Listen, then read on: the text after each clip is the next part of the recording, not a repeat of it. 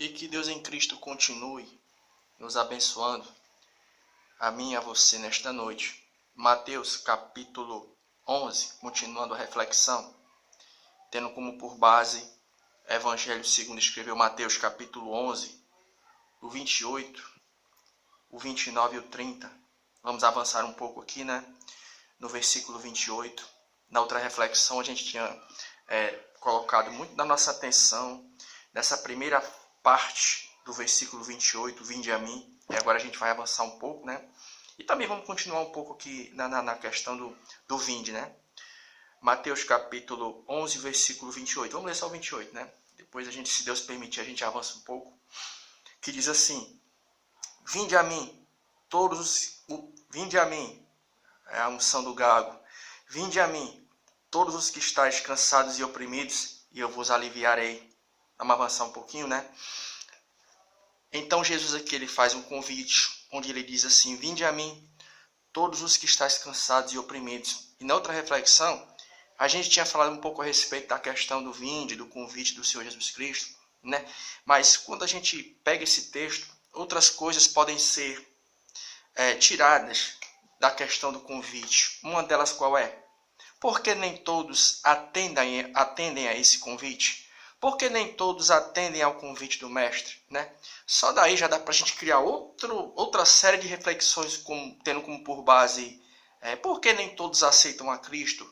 As desculpas utilizadas por aqueles que não querem receber Jesus como único e suficiente Salvador.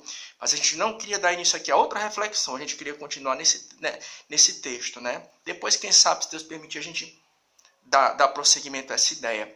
Mas aqui neste momento a gente queria trabalhar somente duas razões do porquê de algumas pessoas não aceitarem Jesus. Por que nem todos aceitam Jesus? Existem muitas razões, Mas a gente queria neste momento falar somente a respeito de duas.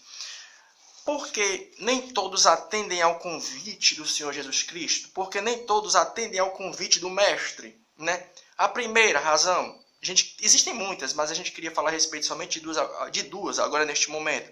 A primeira qual é? Nós vamos encontrar no Evangelho de João, capítulo 12, 43. Porque nem todos atendem ao convite do Mestre? Primeira razão, Evangelho segundo escreveu João 12, 43, que diz assim, Evangelho segundo escreveu João 12, 43. Por que nem todos atendem ao convite do Senhor Jesus Cristo? Evangelho segundo escreveu João, capítulo 12, versículo 43, que diz assim, Vamos ler o 42. Apesar de tudo, até muitos dos principais creram nele, mas não confessavam por causa dos fariseus, para não serem expulsos da sinagoga. Versículo 43, do capítulo 12 de João. Porque amavam mais a glória dos homens do que a glória de Deus. Então, tendo como por base esse texto, o que é que nós podemos afirmar? Uma das razões do porquê de nem todos atenderem a esse convite do Mestre e reconhecerem Jesus como seu único e suficiente Salvador. Já naqueles dias acontecia uma coisa muito interessante. Qual era? É que muitos dos que estavam ali inseridos naquele contexto, principalmente no que é concernente, aqueles que estavam nas camadas mais altas, da sociedade, podemos dizer assim, entendiam que Jesus Cristo ele era realmente quem ele dizia ser. Mas por que eles não tomavam aquela atitude de confessar Jesus como único e suficiente Salvador? Por quê? De forma pública. Porque eles tinham medo de serem expulsos. Porque naquele momento havia uma divisão de opiniões, Muitos tinham Jesus como realmente um libertador, como Cristo, como Messias, E já outros não. E já tinha aquela galera que acreditava, mas não confessava publicamente. Por quê? Porque tinha medo de ser excluído. E trazendo por dias de hoje, porque é que muitas pessoas, às vezes, se sentem intimidadas na hora de reconhecerem Jesus como único e suficiente Salvador. Por quê? Porque às vezes a pessoa se sente intimidada por causa das represálias, daquilo que pode acontecer. Poxa, mas se eu reconhecer Jesus como meu único e suficiente Salvador, as dificuldades vão vir, algumas pessoas vão chamar a gente de fanático, Mas é interessante notar uma coisa, é bem verdade sim, que quando você recebe Jesus como seu único e suficiente Salvador, as dificuldades vão vir, Nem todos vão olhar para você com bons olhos, mas em compensação, você vai estar ganhando um dos melhores amigos, Que nós podemos aqui falar para você por intermédio de uma experiência pessoal, que essa presença é viva, Você pode até de repente ser excluído por algumas pessoas, depois que você receber Jesus como seu único e suficiente Salvador. Mas essas dificuldades vão ser compensadas pelo quê? Pela presença do Cristo, que vai estar sempre presente com você. Compensa. A segunda razão do porquê alguns não receberem Jesus como único e suficiente Salvador É pela questão da falta de conhecimento. Ou seja, algumas pessoas, às vezes, não têm um conhecimento mais profundo do Evangelho. E pelo fato de não ter esse conhecimento mais profundo, o que é que acontece? A pessoa acha que não... Poxa, será que realmente a Bíblia ela é confiável? Será que Jesus Cristo realmente é ele quem dizia ser o Filho de Deus, né? E pelo fato da pessoa não ter um conhecimento mais profundo dessas coisas, o que é que acontece? Né? Às vezes a pessoa se sente meio receosa. Será que eu posso realmente confiar na mensagem do Evangelho? Aí é interessante que neste momento vai ser muito importante a questão do conhecimento que tem que estar presente daquele e daquela que estão evangelizando. Né? Ó, primeira carta de Pedro 3,15. Primeira carta de Pedro, epístola de Pedro 3,15, que diz assim, ó. Primeira epístola de Pedro 3,15 diz o seguinte, ó. Antes santificai a Cristo como Senhor em vosso coração, e estáis sempre preparados para responder com mansidão e temor a qualquer um que vos pedir razão da esperança que há em vós.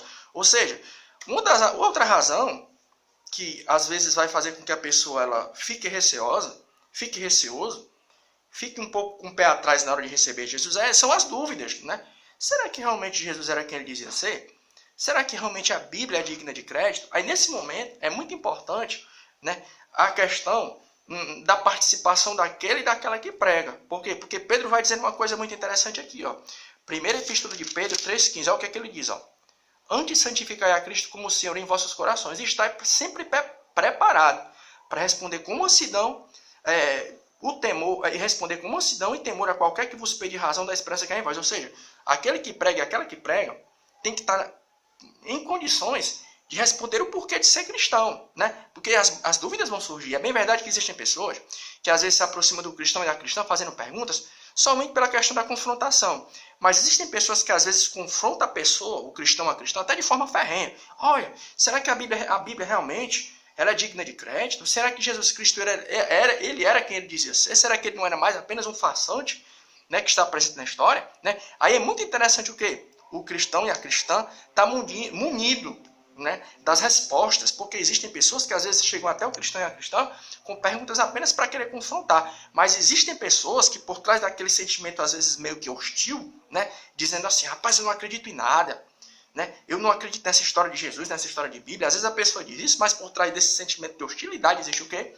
Sede, a pessoa quer respostas. Aí neste momento é que entra a questão do conhecimento que tem que estar presente naquele e naquela, né, que estão pregando a mensagem do Evangelho. Tem que estar em condição de mostrar, né, que realmente a Bíblia é digna de crédito. E tem como a gente ter esse conhecimento em nossas mãos? Tem sim. Quando a gente busca conhecimento, quando a gente busca a sabedoria de Deus, né, quando a gente busca informação e conteúdo, pode ter certeza, né, que existe sim essa chance, essa probabilidade. E nós vimos a responder com mansidão àqueles que vêm até nós, né, com aquelas perguntas, com as dúvidas. Né. E é interessante que a gente aprende uma coisa. A Bíblia ela não tem resposta para tudo. Tem coisa que a Bíblia vai chegar a um ponto que até porque eu e você como seres humanos, nós temos o nosso limite. Tu já parou para pensar se Deus ele respondesse todas as nossas perguntas? Descesse assim um cabo com um pendrive na nossa cabeça assim, e rapaz, a nossa mente ia explodir. A gente não ia ter como comportar tanta informação. Mas ao mesmo tempo, a Bíblia ela tem respostas para as perguntas mais básicas, né? Uma delas qual é? É que realmente vale a pena crer na mensagem do Evangelho. A Bíblia é um livro confiável e Jesus Cristo, ele era realmente quem ele dizia ser.